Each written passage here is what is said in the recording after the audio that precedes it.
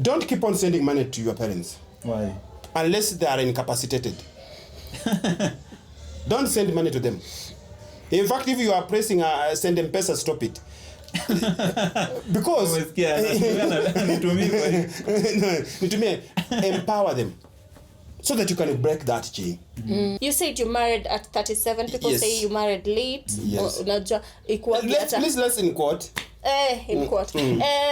Unajua ikuangi marrying late inakuanga bwa sasa atakuwa na watoto kuanzia 40. Sasa mtoto wake akifika 10 ako 50. Akiwa 20 ako 60. I think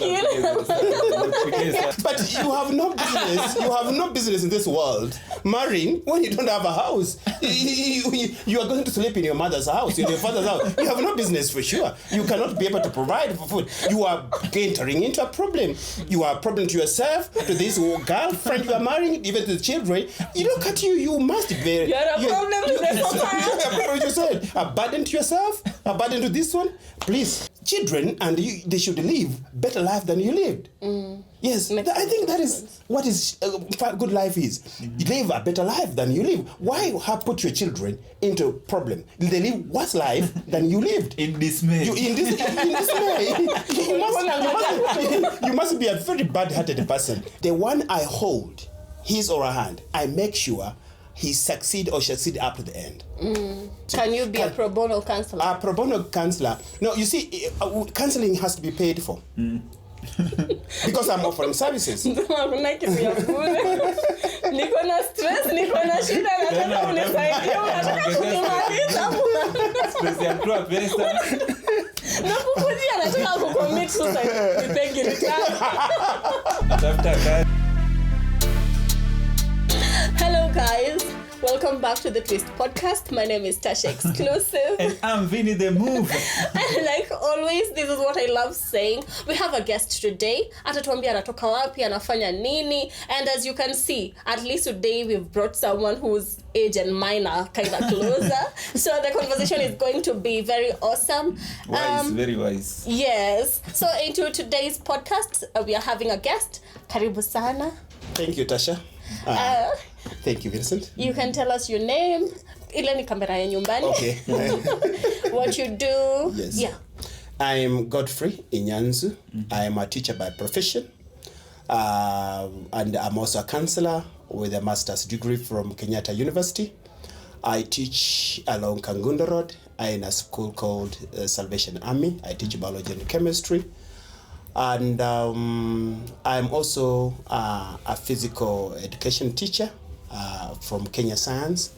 And I have 3 degrees. So far, so good. And I am married. I have 2 children. And I got married to a beautiful wife. I would not want to tell her name. Or you want to share her name? No, it's fine if you don't want to share her name. Maybe you do like to share. Okay. Watu waende waanze kumfollow tukiona mzee. No. Let me not share her name. Yeah. So I'm married with 2 children. Okay. 2 sons, very lovely sons, Joshua and Joseph. So far it's good. I live along Kangundo Road in a place called Joska. That's where I built my home. And I live there with my wife and my children. Nice. Yes. Karibu sana. Thank you so much. Before tuanze your teaching part, acha tuanze from where it started. Oh, good. From the roots. From the roots. Where did you grow up? Yes, I grew up in a village in Vihiga County and in a sub-county called Sabatia, in a place called Gahumba Village.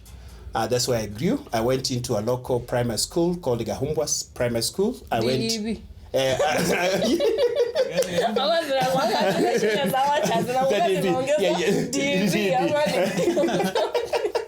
I went into Gahumba Primary School. I went to Gahumba Secondary School. There I did my O-levels from there. And then I went to Kenya Science. From there I went to Mount Kenya. I went to Kenyatta University. And what happened was when I was growing up, I was in the second last from a family of 9. We.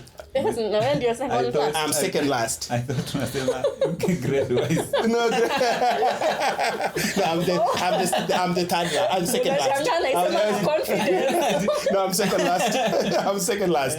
And I'm a family of 9. I'm five men, 5 girls. 5 men, 4 girls. 1 died. We are now 8 living, and second last. But from there, when we were like this, we had very many challenges in the beginning, and I thank God because our father left the village and was a military officer in one of the armed offices. I was a military commander in Kenya, employed. But my father, we left in the village with my mom. My mom was a cook in the secondary school where I was. So basically we used to feed on the what was brought from that school. Yeah. So do you feel like last borns wanakuanga na privileges mengi? Not really. In fact, last borns, you see there are some. I'm second last. You see, I'm not last born. I'm not the first born. So I'm just in. You're just there. Una feel last born? Do you feel last borns wanakuwa na privileges mengi? They are liked. They are treated differently. Very true. Yeah, very true. So unaweza ambia nini yo last born wenyu? Alichukua your right. I'm telling my last born, I would tell him that I was supposed to be the last born. I'm telling him he took my position, and I sometimes feel envious. I wish I was the last born to be loved. I missed the love. Yeah. So ulikuwa unasema mlikuwa mna you used to feed on yeah, we used to feed on the mount. It was very dangerous because you are 9, 1 dies, we are remaining 8, and the mother is here and has no supporting father. Is single there. She's single in the village with 8 children to take care of. So what will happen with me, I would go and look for business to start doing that. I used to sell sugarcane at the gate for the primary school, Gahumba Primary School those years. So I'll sell sugarcane in the morning. I'll wake up very early in the morning at 5 a.m. to go buy sugarcane in the neighboring village, bring it back at home. After the classes, rush to pick the sugarcane to come and sell. So ilikuwa hard juu unapata ni ushago and then kila like everyone has no. You know, not all of them had this idea. We were a few. No, I mean like the sugarcane. The sugarcane. Not really. Where I come from in the village, many people do not grow village. I'm this part of Sabatia. So we used to go to Hamisi, the Tiriki region, whereby they grow more than this region. Okay. So that's what happened. You help my mother to supplement the little what she was getting from the secondary school. You've talked about food and how you used to feed and survive, but how was education? Was it smooth now that your mother used to work in the school? Was it like a favor? Unajua when mzazi akiwork mahali inakuwaga like a favor for the kids to study for free, and like how was your education? My education was it was a struggle because my mother with 8 children could not be able to even feed all of us. There was no favor because the salary she was getting, I think by that time she was getting around 1,000 to feed all of us, so it became a problem. So I remember, I don't remember receiving any favor. In fact, what happened before even I went to secondary school, please allow me to talk about the primary school. In the primary school we have a problem. I never went to nursery school. Why? Yes, because I was too old. I was looking for cows for people from Lesos in Wasingishu County. That's where I used to live at that tentative age. So what happened was I'm living. I would go and look for cows for people, and we were living 18 of us, old men. I was the youngest. So what happened, I would go sometimes. That's why I didn't attend class 1. I went straight to class 2.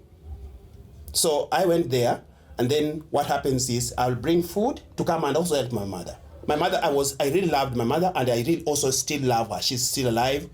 I pray for her so that she continue living, so that I can also give back. Yeah. I feel is like an obligation for what she did. Although it's not an investment, I only saying a thank you, to return a thank you. Yes. So kuanzia class 2 inamaanisha Yeah, I wanted to ask the same question. Ulikuwa bright some way. Yes, I was bright, and because all through I was number 2. Yes, I was very bright. From number 2, number 3. In fact, when I sat for my exam, I was called in Nyang'ori Boys. I instead have the still letter for admission. Nyang'ori Boys. I was to attend Nyang'ori Girls, one of the prestigious school in the Western region. Nyang'ori Boys. But I didn't go because we didn't have money. My father is absent, busy drinking, and my mother is working in a secondary school, and we are 8, cannot be able to raise the money to go to Nyang'ori High School. We had only one cow. Only one cow. So this cow, we need money. I think it was around 28,000 that time of school fees. So this cow can't. No, not a dairy cow. This local breed. So one cow, you can imagine, you can't sell it. You can't raise that money. So I went into the secondary school. So that thing still has me up to right now. I never attended a prestigious school. Just from the primary school to the secondary school in the same neighborhood. So I never enjoyed it. With the same name. Yes, the same name. Only what has changed is the letter. And the uniform, maybe. Yeah. I understand because after CC, I think we were called to very nice schools, but because after it was about money, it was, you know, when you study in Nairobi, throughout a summer in Nairobi, so you have to go to Kisii so that you study, you can't focus. It hurts actually. It has. So it was my life, my school life in primary. It was horrible. I'm there, 18, living 18 in Wasingishu County at a place called Lesos. 18 men. I'm the youngest. I look for money. I look for maize. I'll be given butter trade. I'm given maize to bring back to my mother, to supplement my mother, because I could see the way my mom was struggling, working very hard. Here I come to my mom. We have also jiggers in the home. Wow. Yeah, jiggers are there. We were under a leaking grass. The house is leaking, and it was terrible. That school life is so terrible. But I credited I thank God. God just saw me, gave me a favor. Amen to that. Amen. I wanted to ask. You've mentioned jiggers. Yes. Like, did it only affect you or the family or even your siblings? And also, you've said you went to high school. Was high school smooth? Did you have to repeat classes because you've said it was a struggle getting money to see you through the school?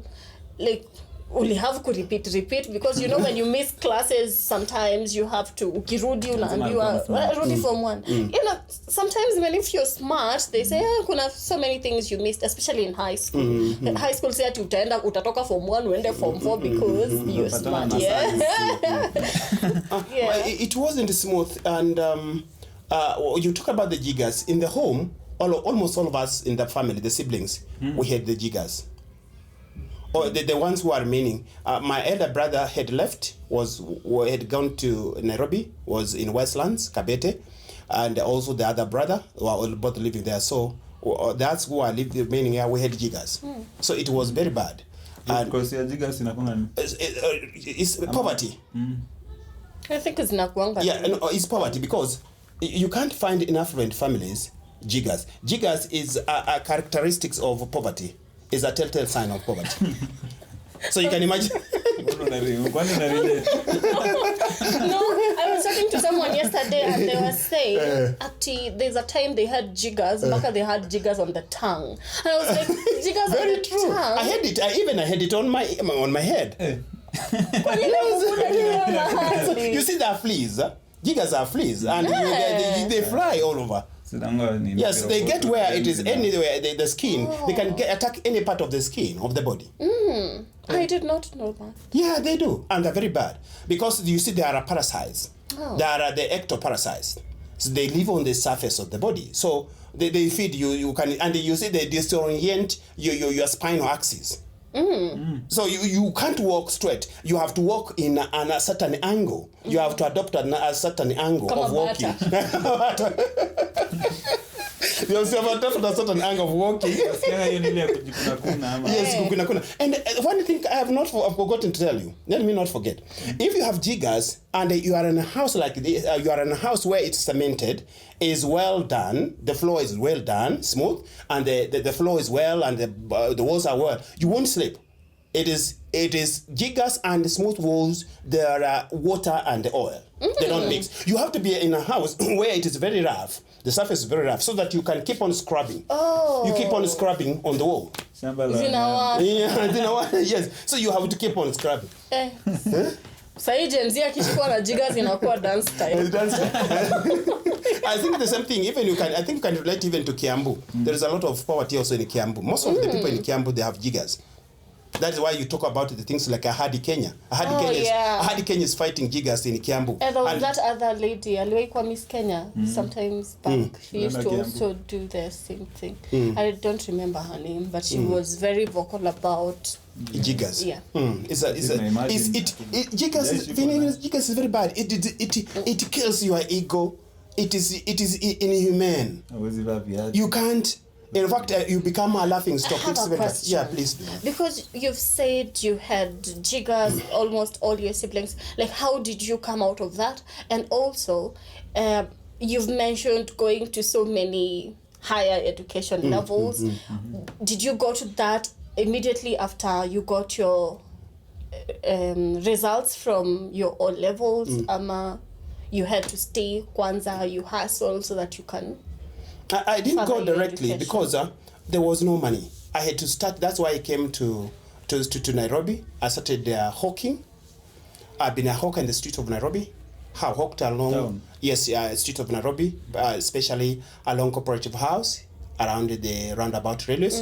I've hawked along Prestige, Plaza Ngong Road, around the Kibera Road. As you're going to Kibera, that's where we used to hawk. So that's when we hawk. We raised money to pay now for my school fees to join.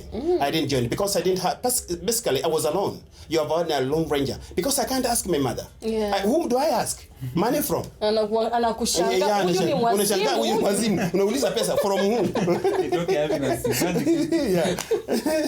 It makes a lot of sense. So that's what happened. I've hawked. We have been banned on those dirty matatus, those dirty bans from the city council, and I never gave up. I remember one day I was caught by the police, the councils that time, and I was just looking at them and wondering, I wish they knew. So, umesema you were married at 37. Yes, I got married at 37. Do you have any regrets about it? I don't regret marrying at an old age, 37 years. I don't regret. To me, many people are saying it's old, but to me, old in quotes. To me, I was still young. Even if I was going with another opportunity, I would still marry at 37. Even not 37, even at 40. Why are you laughing? 37 is not old. Yes, it's not old. It's old in quotes. He's very young. So back to education. Yes. Do you believe education is the key? Education is key because education is helps you get knowledge, and the knowledge is very vital because it helps you position yourself in the society. Education helps you get the knowledge, and you can apply it in life. You can imagine if when I said knowledge, I didn't have big people, big process to connect me. You can imagine if I didn't have the education, I wouldn't be teaching. I wouldn't been employed by the Kenyan government. I'm a Kenyan government employee. But I think the narrative of education is not the case because most of us have papers, we have so many degrees, but we don't have anything to like we have nothing to chase after with those papers. You know, because you've mentioned actually the fact that if it's not education, I wouldn't have had people to connect me. Yes. And that makes sense. You had people to connect you. But most of us that believe education I didn't have people. I didn't have people to connect me. So the education is my papers which have connected me. It's my papers. But don't you think that most of us are studying things that are not really very parents? they have a big responsibility in our choices, the education. You know, we need what. That's why we need. Tasha, you're very right. That's why we need career guidance. We need career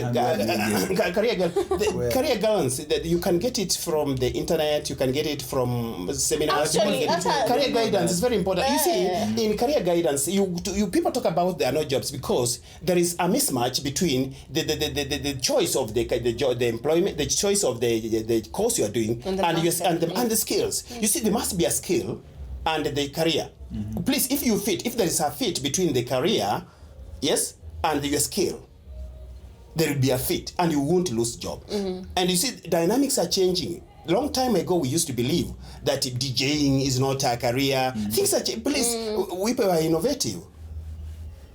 So I don't think... majama. Tukue pike, tukue wasanii. Yeah. And hiyo swali imepotea kidogo.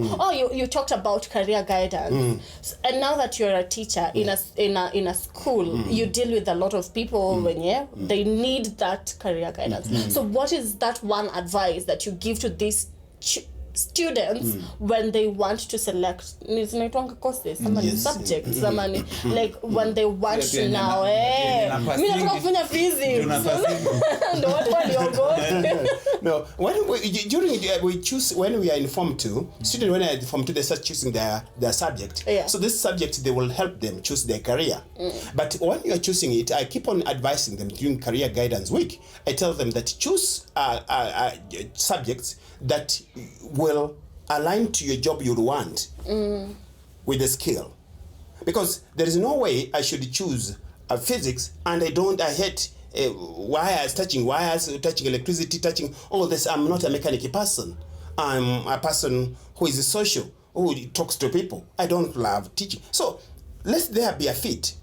Look at the student, also we guide. Others choose, but they don't know. So you tell him, you help him. You don't impose, but you help him think through. You see, some things is irrational thinking that makes you choose those. People choose wrong careers. Irrational. Oh, I want to be a pilot because it has money. You see,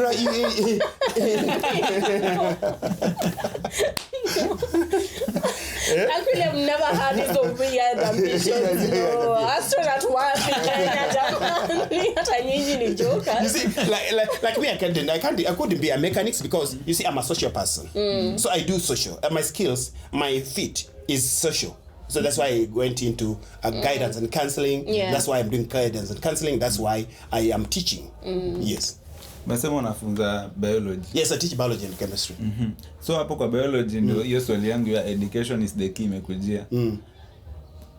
What was the reason for you teaching us microscope? As in mimi sasa najua microscope from head to toe, but I don't know mbona ulinifunza na. But I think it's that what he has said, it's better for you to like do subjects that you think will align to what you want to say. Because hiyo kuforsiwa biochem ni compulsory shule. Mimi sitaki kufanya biochem like mimi na biology but because the school demands for that. I think pia that is where they go wrong. Saying kuna hizo tunafaa kuchange the system ama. I feel that's why I'm a proponent of CBC, the current curriculum based competency based curriculum, CBC, competence based curriculum. We are looking at the student. What are your competencies? What are your skills? What are your values? What are your attitudes? Yes, I must be having the skill, but my attitudes are wrong. So you must have a match between the values, beliefs, skills. So let us not. That's why, in fact, even in the current curriculum, we are talking the one that's the CBC, the competence-based curriculum. We are saying, can a student choose a career according to his or her skills? Which is, to me, we are going a step forward. And that's why I'm giving all the kudos to the Kenyan government for coming to realization. In fact, this thing, it is time due. It should have something that has been rolled a decade ago, 2 decades ago. So what made you to choose psychology? What made me choose psychology? It is because I'm in a church, also a minister. Oh guys, sio minister gava.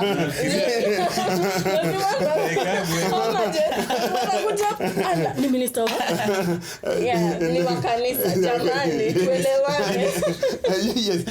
Also, what made me choose psychology from Kenyatta University? It is because of my career, my teaching career also. Because of the people I meet in the church. You realize right now, with the current issues of mental health, people are suffering from psychologically related issues, illness. Many people who are in the hospitals now, they are not actually sick. That is because of psychology. Many of the admission, if the research is done, if you check the WHO research, about hospital admissions, you'll find that most of people are related. The admissions there are psychologically related. People are suffering, so they need to be talked to. Stress levels have gone up because of the current situation. There are wars, traumas everywhere. Yeah. So that's what made me go there. I want to at least help more. You know, I'm in a ministry, and Jesus was the greatest. Jesus is the greatest counselor. We are told Jesus is the greatest counselor, and it truly is this. And if you do not have a Christ-like heart over Jesus, you don't need to. You have no business going to do counseling and psychology. You have no business if you don't love people. You see, as I'm a social person, so I love people. I need to see people move to another level. You make a person. I hold one person. One person was asked. Mother Teresa was asked by people of Calcutta. You keep on talking about helping the needy, helping whatever. Why are many people in Calcutta very, very poor? He says, I love it. Mother Teresa, in the quote, she says that the one I hold, his or her hand, I make sure he succeed or succeed up to the end. Oh, makes sense by the way. So, I believe counselors do help. Counselors help. We need counselors everywhere. Even yourself, you need a counselor. You need to be taught to be counseled. There is something that is disturbing you. Tasha, you need a counselor. Please come find every year. Do it by annual. You can do it by annual or an annual event to go and talk to a counselor. It brings me to it brings me to a question. I think it's the same question you wanted to ask. Like, because you believe everyone needs a counselor and everyone needs someone to talk to. So why is it that every time when counselors feel like we're not doing what they're telling us to do, that we're not healing? Yeah, that's not that. If a counselor tells you what he needs you to do, that's not a counselor. But most of them, that is when in our counseling we have our rules of operation. Every game has its own rules. One of the rules is you should not impose your feelings, your beliefs on somebody. That is called the counter transference. Counter transference, my feelings I'm imposing on you. Yes, that is not a counselor. Many people. That's what many people do. That's not counseling. I think that is why most people leave therapy. Yes, because you feel like someone is telling you imposing his beliefs on you. Yes, Adika wa impose pia iko na impact juu unapata mtu anasema nitamwambia 1 2 3 na hata solve ataniambia tu kitu yenye nitaambiwa. The obvious. Do you know why counseling sessions most of them are bought? Because most of us we've gone into this counseling profession because of the money aspect. Because counseling is like any other career. It has to be, you have to pay for the counseling services.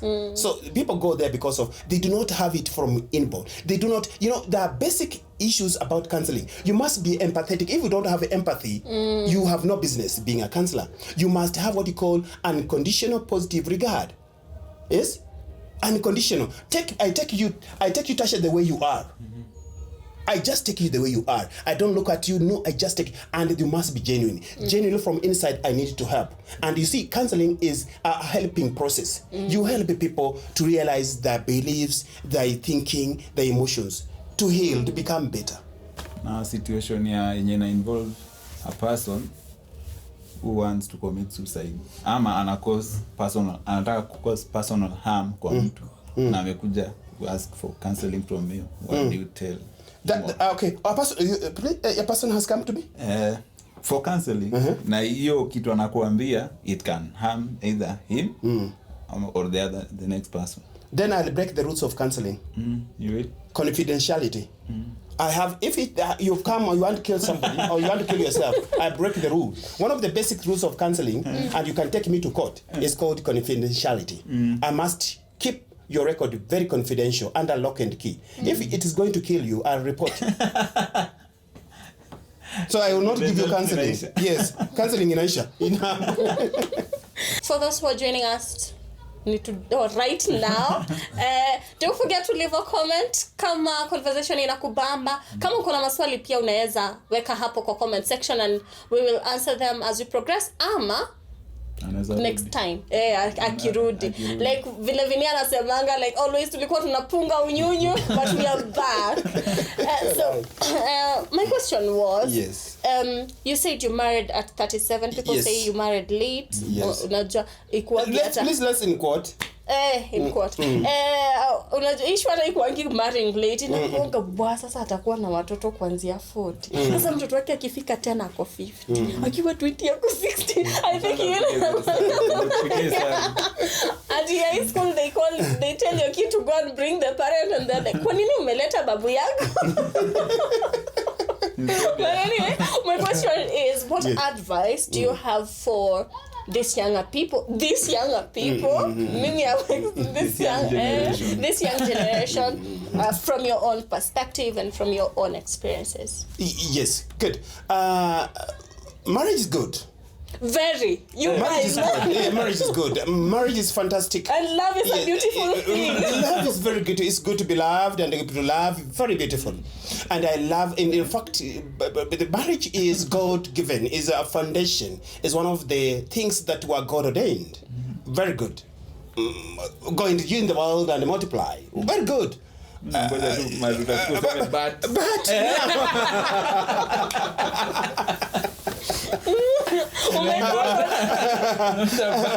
you have no business in this world marrying when you don't have a house. You are going to sleep in your mother's house, in your father's house. You have no business for sure. You cannot be able to provide for food. You are entering into a problem. You are a problem to yourself, to this girlfriend you are marrying, even to the children. You look at you, you must be. You're a problem to the society. A burden to yourself, a burden to this one. Please wait until you are at least you can be able to provide something. Let me just say a disclaimer there. For those guys that are hitting on me, please ask yourself, what do you have to offer me? For those people that Vinny is hitting on, what does he have to offer you? Does he have a home? Ideas. I have ideas. You say there's no business if you don't have anything to offer. And I will tell this again and again. I will tell anybody who would want to hear. You have no business marrying if you do not have a home. But from today's world, from how we interact with other people, the relationships we're in, if you tell that to someone that is hitting on you, they'll say, sasa huyu akona unajifanya. What does your father have? You want to tell me I should have something. You're asking for things your father doesn't have. So based on answer yako, do you believe kuna manual ya ku live kwa life? Do we have a manual, a specific manual? Like umesema lazima ukuwe na a house ndio umari. Do we have? No, you do not have a manual per se, but there are some things which are just straightforward. You cannot be able to provide for yourself. When a toothache, you want to remove your toothache in the night, even you don't have 500 shillings in your M-Pesa to go and remove that. So what business will you have having another person in that home? And adding children. And adding children. And adding children. You see, children, and they should live better life than you lived. Yes, I think that is what is good life is. You live a better life than you live. Why have put your children into problem? They live worse life than you lived. In dismay. You must be a very bad-hearted person. Very bad. Your children, your family is living in worse life than you live. It makes a lot of sense. So, guys, if you are married, okay. For those who are married already, no, not me. I would like to those who would want to get into, please. My friends, those in the comment section, those watching, Vinny's friends, our fans of Otworld, I hope you guys are listening. Unajua, there's listening and there's understanding. Pick a thing or two. Listening and hearing. We have a big difference. Yeah. People hear but they don't listen. They don't listen. That's the problem. So umesema unafanya psychology. Yes. Counseling. Wanasema kila kitu iko na positive. Stress iko na positive. Yeah, if you're not stressed, then you have a problem.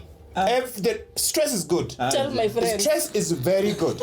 Everybody should have stress. There is what you call positive stress. Positive stress. I need to move out and look for that 10 shillings. Yes, it's stressing. I need to move out. It gives you, it energizes you. Positive stress energizes you. But when stress immobilizes you, it changes you from doing the normal things. Now, that is wrong stress. It immobilizes you. It makes you get locked inside. You can't do your daily routines. It interferes with your daily living. Then that is negative stress. And that is why you need to look for a counselor. I have a question. You've kept insisting on looking for a counselor, having a therapist, but you know, not everyone is able to afford one. So what would you tell people who are not able to afford counselors? Should they just what should they? Talk They should go to a river or a quiet place. Because for us, I think surely Tasha and Vinny, currently the life we are living in, everybody needs a counselor. The situation, they are so hard. They have economic turmoil, social evils, that all over. People need to talk to. Can you be a pro bono counselor? A pro bono counselor. No, you see, counseling has to be paid for. Because I'm offering services. Niko na stress, niko na shida, nataka unisaidie, nataka kunimaliza. Stress ya kwa pesa. Nakukujia, nataka kucommit suicide. Nipenge retire. Natafuta kazi, nimenyimwa kazi. Uko na pesa kwanza unilipe kwanza. Yes. Sina pesa ya school fees. Yeah, you have to pay. Yeah, but the other institutions which offer free services, yes, if you go to Google, I think if you try to check from the internet, you can find those who are offering services for the same. Yeah. So, kuna difference ya stress na depression? Yeah, stress is uncontrolled stress is now leads to depression. Kila mtu siku hizi niko depressed. Yes. So it means your body mechanisms, you call them defense mechanisms, they are failed. But do you think it's true, like when someone says I'm depressed? Depression, what people talk about depression is not really depression. It's stress. It's stress. Because depression, because depression and you're going to work. Depression, it is very serious and is clinical. Depression now, you need to look for a psychiatrist. You need to go to hospital. You need medication. For those saying that you're depressed, ask yourself. You need to go for depression. You're depressed.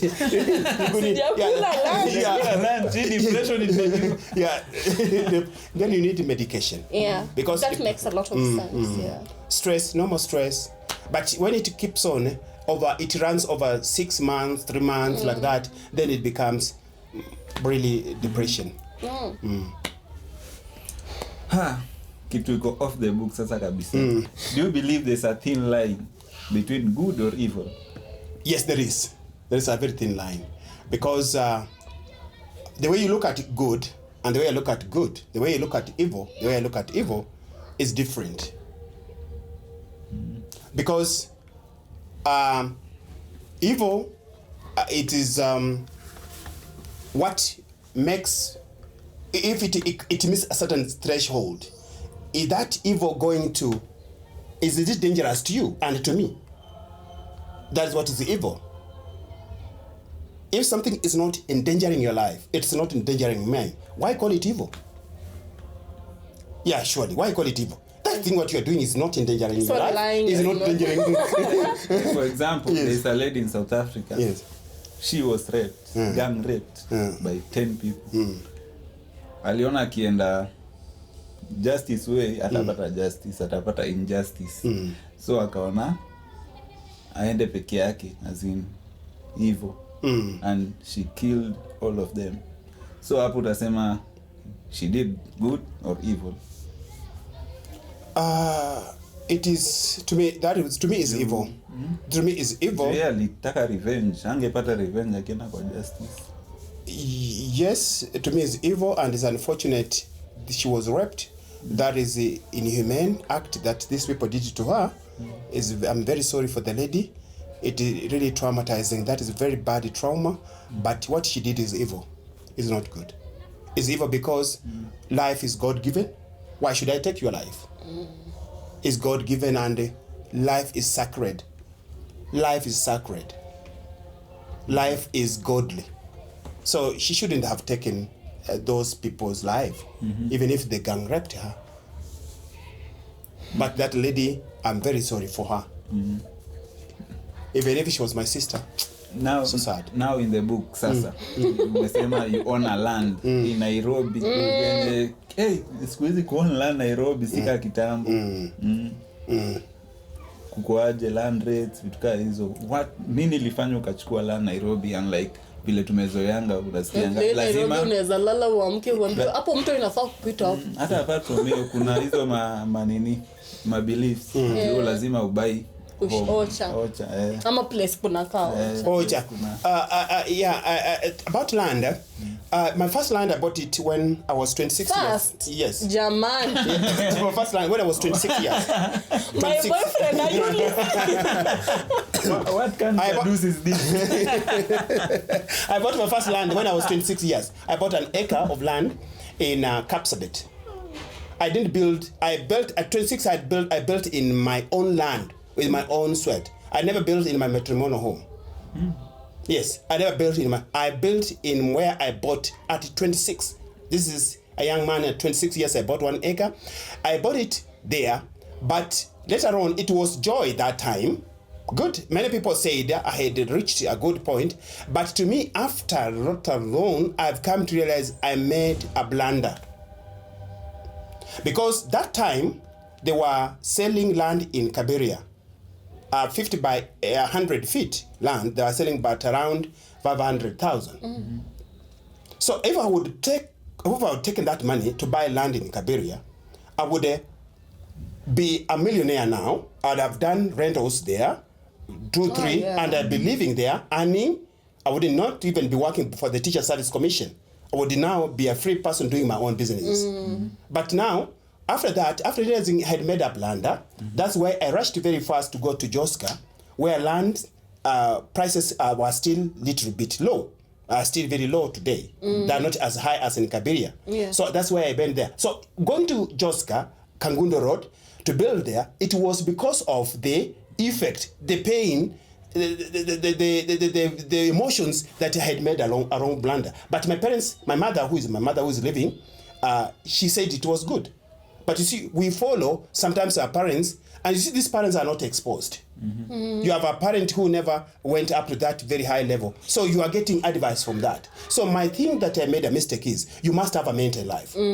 Everybody should have a mentor. We should have so many people asking you. Have a mentor. I didn't have a mentor. So the problems we are finding ourselves in is we lack mentorship. So I own there, I have land there, I built. That's where we live with my family. So what happened to your land? My land in Kapsabet is where my brother is living now. Ulimuzia? No, ni kama tu brother kaa hapo. Nilidie shamba yangu nitakujia. Jamani. My brother, what are you doing? You're making me ask myself so many questions. But it makes a lot of sense.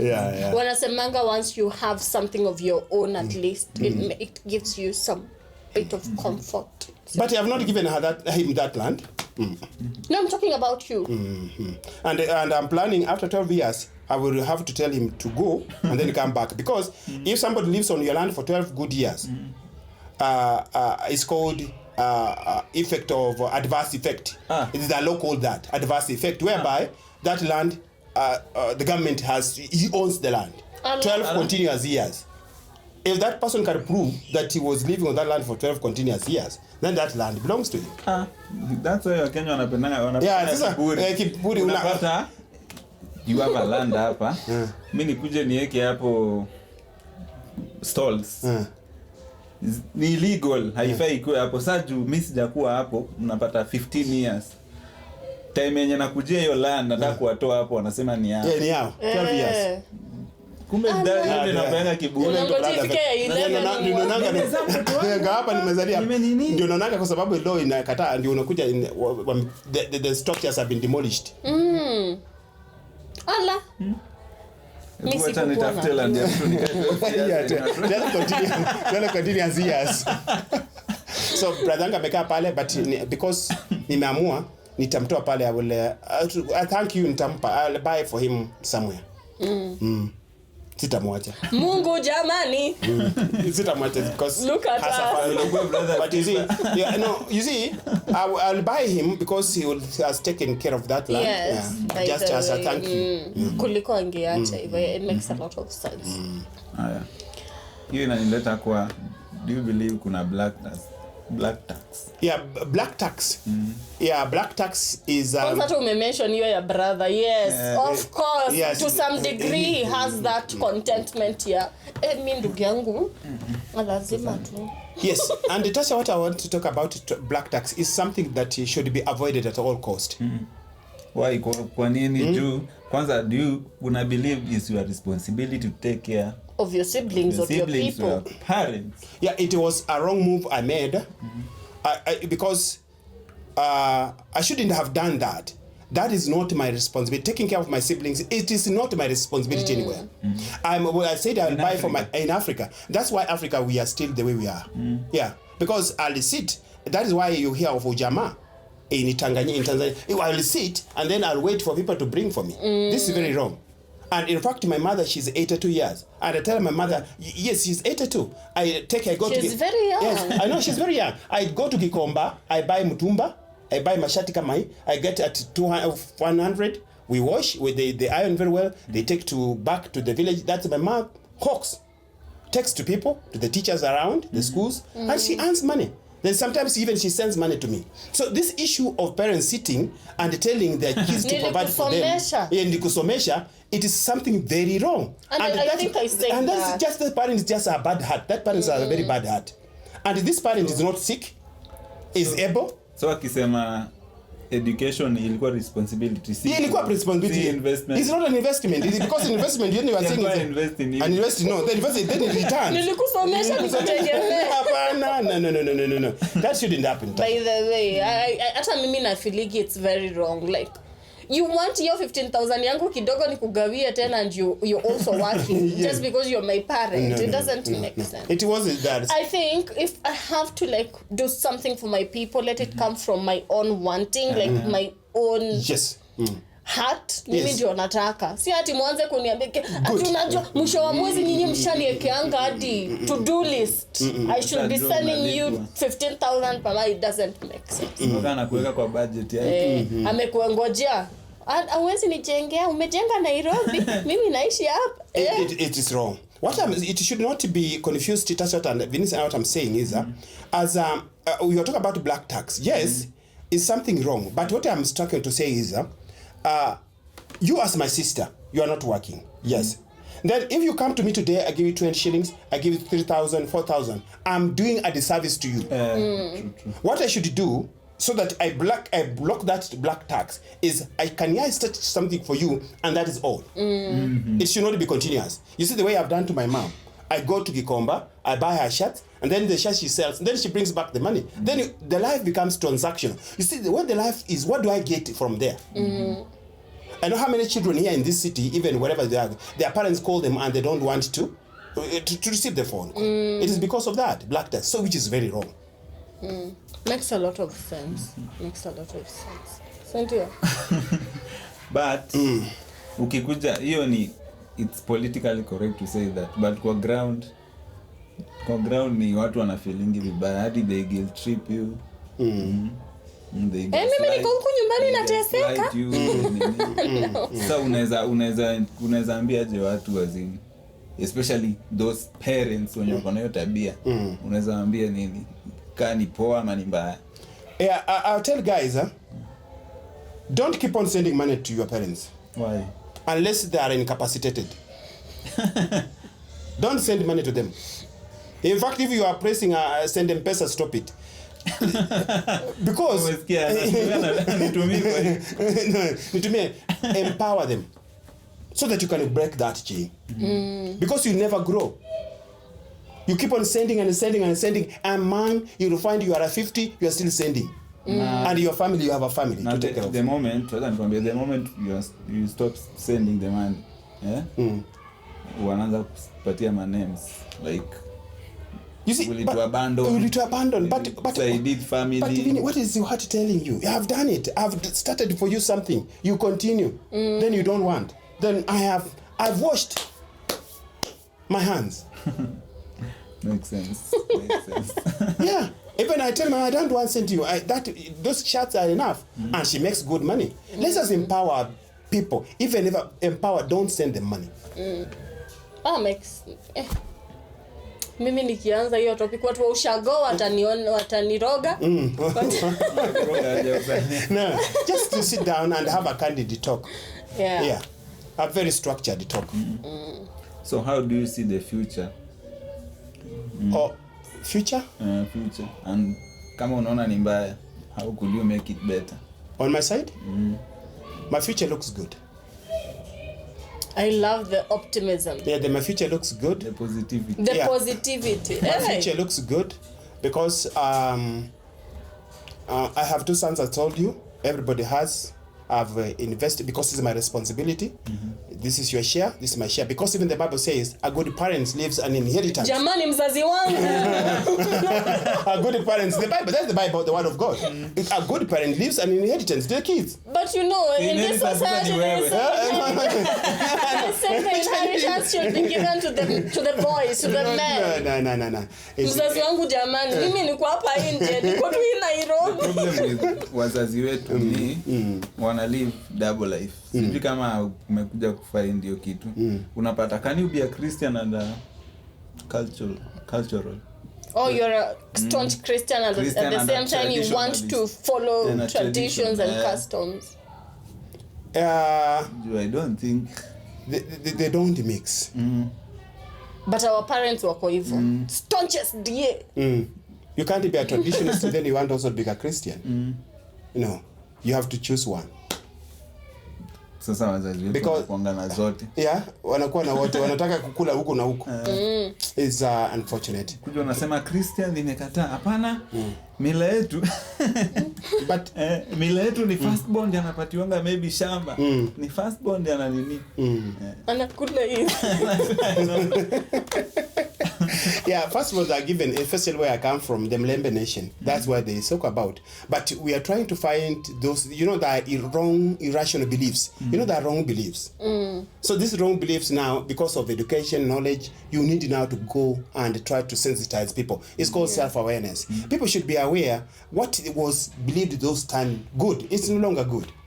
Yeah. What was bad, it is no longer bad. Things are changing. Like for example, walikuwa wanasema FGM ni wrong sahi. So tena sahi wame come up now wanasema circumcision might be wrong juu ni the same, wanaona ni same tu kama FGM. Do you believe so? Circumcision, female genital mutilation. As it's wanasema zote ni mutilation. Those are traditions, but they are not factual. They are not based on any scientific facts. The scientific facts that are available now states that men should be circumcised. So it can't be a mutilation. Because scientific facts, I'm a biologist, I'm a scientist, I teach biology. It's very important for men to be circumcised. But like female genital mutilation, that is wrong. I don't support FGM. It's very bad, it's inhumane, it's degrading the ego, the ego of this girl. It's very wrong. Watu wangu wa ushago mnasikia? Jamani. It's very wrong. Tuko 2025. What are you mutilating? It is not a leg. I think I I don't have any more questions. Do you have any more questions? So I think we will do something like a summary. See summary per se, but for the key points that you've mentioned, like letting people know that they need people like therapists or counselors, mentors. They need career guides, career guidance. Also financial literacy. You didn't mention, but I think that is very important. Stress. I think there's so many important things that you said, but alafu unajua si kila mtu anatakaga kuwatch yote. So if we can do a summary and then utume salamu nyumbani alafu tuombe kazi. Madi utakata hiyo part. Yes. So just do a summary. A summary. Yeah. Oh, okay. And in life, as I said, in life, everybody has stress.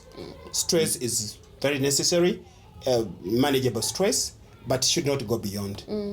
When it goes beyond, now it becomes toxic. It becomes into depression. So because of that, everybody needs a counselor who should be leaning on, you share on. As a human being, one of the basic human rights, human needs, is the need for relationship. As a basic need, you need a relationship. You need somebody to connect with, whom you can share your emotions with. You can share with a counselor, because one of the things with the counseling is confidentiality. When you come and tell me your story, I will not tell somebody. You need just somebody. Even for me, even as a counselor, I what happens is I don't talk. I don't. I have my own issues weighing me down. Even you right now, Tasha, there is something really weighing you down. Even somebody watching us, there is something weighing him down. Is wondering, whom can I share with? You need to talk to a counselor. They will not share your story with somebody. They will keep it as a secret, and the counselor will not give you quick solutions. Counselors do not have quick solutions. What they only do, they help you think through the issue. And then you need also economic literacy, financial literacy, because as I told you, as I bought my land in Kapsabet, I shouldn't have bought land in Kapsabet. That land, although it's appreciating, but the level of appreciation is not very fast. I should have bought it in Kaberia, where the land was very low. I would now be a multi-millionaire. I do simple structures there, 2 mabati houses. I live in one, another one I rent out even 500 shillings, and then it continues like that. You need a mentor, somebody who will tell you whom do you look upon. A mentorship to tell you this is a road. Please, somebody, your friend doesn't even have a bicycle and is mentoring you on how to have a bicycle. That is very wrong. You have somebody who is genuinely a mentor. Decide on what to do. No, it's wrong. You can't. I cannot give you advice. Like right now, I'm telling you, people buy land. I bought my land in Joska. It was 200,000 by that time. One plot was going at 200,000. Now it's going in millions. You can now talk to me. I have it. It's true. You are talking to a person who doesn't have. They have ambition. Ideas are not real. Talk to a person who has actualized that idea, that dream. Oh, there's something I think you've forgotten to mention, and Pia, we forgot to ask. He's a counselor, and he has said everyone needs a counselor. So you being a counselor, do you have a counselor? I do. Oh, okay. I do talk. Yeah, I do. I do.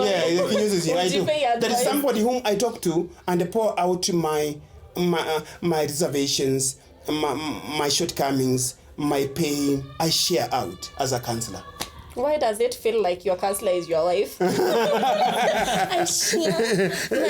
You see, I can't counsel my wife. In counseling, you don't counsel a person who your friend. You don't. So if I need to have a counselor, I should go to someone that doesn't know me? Yes. Allah. Because I know you. I know you are signed from so and so. I know your background. So what are you telling me? I'll have what we call counter transference. I will transfer the what I know about you to the counseling session. Si hata baba yako, yeah. I know. So have a person who's neutral and a relative counsel you. Okay, that was my question. I was just wondering.